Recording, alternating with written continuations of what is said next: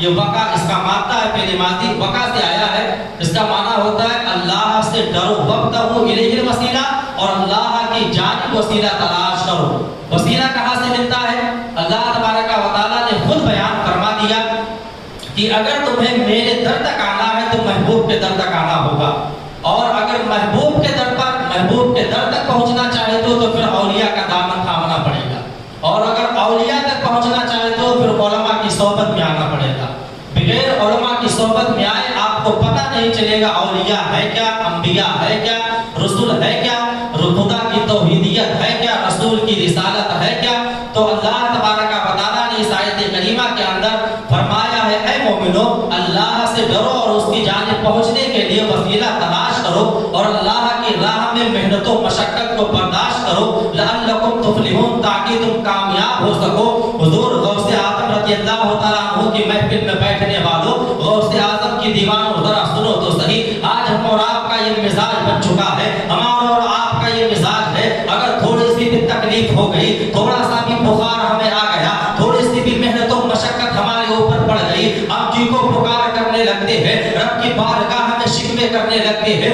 مگر آؤ غوث اعظم کی زندگی کو دیکھو، غوث اعظم کی زندگی کا مطالعہ کرو، غوث اعظم کو اسوہ کو پڑھو، غوث اعظم کے اصول کو پڑھو، ان کے ضوابط و قواعد کو پڑھو، تب آپ کو پتہ چلے گا مقام غوثیت پر پہنچنے کے لیے حضور غوث اعظم نے، حضور غوث اعظم سیدنا شیخ عبد القادر جیلانی نے کن محنت و مشقت کو اٹھایا ہے۔ حضور غوث اعظم فرماتے ہیں میں نے علم دین حاصل کرنے کے لیے، رب کی بارگاہ تک پہنچنے کے لیے اتنے محنت و مشقت کو برداشت کیا ہے، اگر ان محنت و مشقت کو پہاڑوں پر ڈال دیا جائے، اگر ان کو زمین پر بسنے والے کسی انسان کے اوپر ڈال دیا جائے، کوئی انسان ریزہ ریزہ ہو جائے گا، انسان ان محنت و مشقت کو برداشت نہیں کر سکتا ہے۔ آج ہمارا عالم یہ بن چکا ہے، ہم غوث اعظم کا لنگر کھانے میں سب سے پہلے ہے، نیاز دلانے میں سب سے پہلے ہے، غوث اعظم کا نام لینے میں سب سے پہلے ہے، لیکن اگر طریقے پر عمل کرنے کی باری آ جائے ہم سب سے پیچھے نظر آتے ہیں۔ غوث اعظم کی زندگی میں صرف لنگر کھانا نہیں ہے، غوث اعظم کی زندگی میں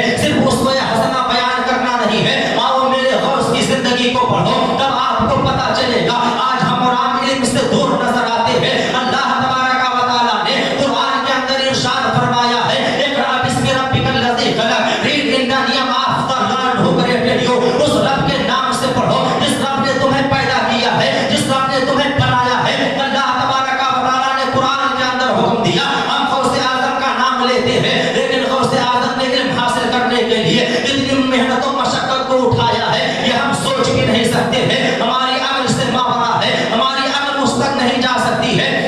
حضور غوث اعظم رضی اللہ تعالیٰ عنہ ارشاد فرماتے ہیں علم دین حاصل کرنے کے ٹائم پہ جب میں علم دین حاصل کر رہا تھا، کبھی تو ایسا وقت گزر جاتا تھا، ایک مہینے دو مہینوں کا وقفہ گزر جاتا تھا، مجھے کہیں کھانے کے لیے چاول کا ایک دانہ بھی نہیں ملتا تھا، میں درخت کے پتیوں سے کھا کر پتیوں کو کھا کر اپنے پیٹ کو بھرا کرتا تھا۔ حضور غوث اعظم کے دیوانوں، آج ہم اپنی تعلیمی حالت کا جائزہ لیں، تعلیمی حالت ہماری اتنی ہی گر چکی ہے۔ آج اگر ہم اپنے علمی معیار کا جائزہ لیں، ہائر ایجوکیشن میں ہمارے نوجوان بچے 1% بھی نہیں ہے۔ آپ یہودی قوم کو دیکھیں، وہ دنیا میں قلیل تعداد میں ہوتے ہوئے ساری دنیا کے اکونومی کو کنٹرول کر رہی ہے، ساری دنیا کو اکونومی پر اس کا قبضہ ہے، دنیا میں نیو آرڈر چلا رہی ہے، وہ قوم یہودی قوم ہے۔ آخر اس کے کامیاب ہونے کی وجہ کیا ہے؟ اللہ تبارک و تعالیٰ نے دنیا کے اندر کامیاب ہونے کے لیے کچھ اصول و ضوابط بنائے ہیں، ان اصول و ضوابط پر کوئی بھی قوم کا،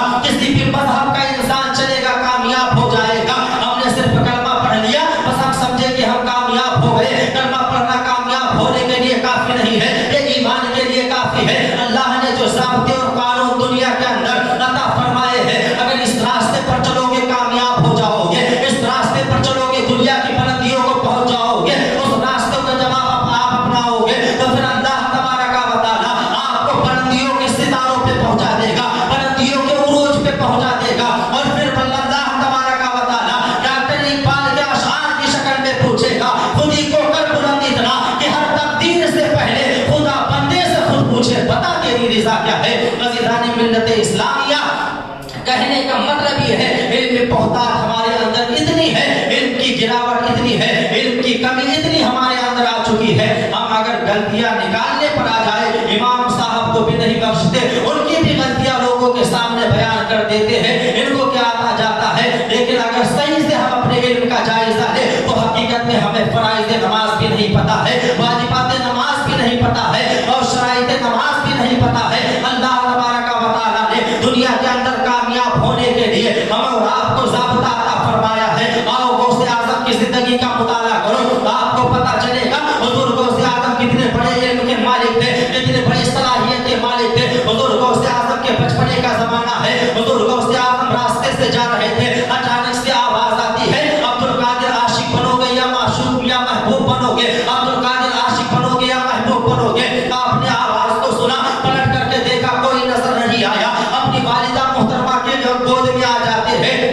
और अर्ज करते हैं, ऐ वालिदा, आज मैं जब रास्ते से जा रहा था एक आवाज आ गई। और वालिदा ने पूछा कैसी आवाज थी? आपने फरमाया आवाज आई थी, ऐ अब्दुल कादिर आशिक आशिक बनोगे या महबूब बनोगे। आपकी वालिदा फरमाती है, ऐ मेरे बेटे, इसका जवाब मेरे पास नहीं है। फला चौराहे पर, फला जगह में जो एक मजदूर बुजुर्ग बैठता है, जाकर के उससे सवाल कर लेना, वो तुझे इसका पता बता देगा, वो तुझे इस सवालों का जवाब अता फरमा देगा। अज़ीज़ान मिल्लत इस्लामिया, मेरे गौसे आज़म, हमारे गौसे आज़म, हम सब के गौसे आज़म सैयदना शेख अब्दुल कादिर जिलानी उस बुजुर्ग के पास जाते हैं और जाने के बाद में सलाम अर्ज करते हैं और कहते हैं, बाबा हमें हमारी वालिदा ने भेजा है और कहा है जाओ